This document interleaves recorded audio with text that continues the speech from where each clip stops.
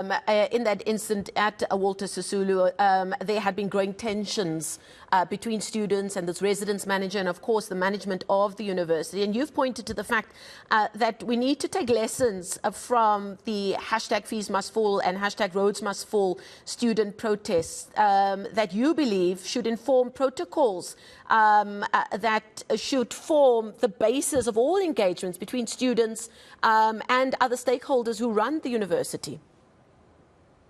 Yeah, that is completely correct. And I think we have to look at the research that came out of the Private Security Industry Regulatory Authority, the PSIRA, which is its own research, and they admitted that they do not have the capacity to control crowds.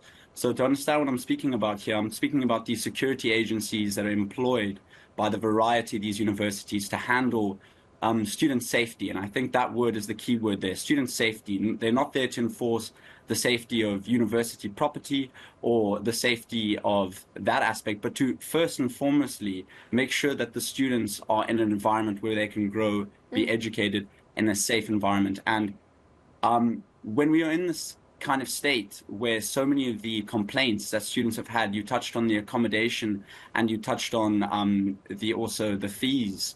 I think that as a community, we have to look at the fact that this is not something that's new. And that's why I mentioned the fees must fall, because many of these things are still persisting with us today. And if we look at the timeline following fees must fall, we obviously saw that the NSFAS board did have corruption within it, was dissolved. And then on top of that, we've also switched to a digitized system. And despite the fact that the tender was given to an organization that had never done something on a scale before,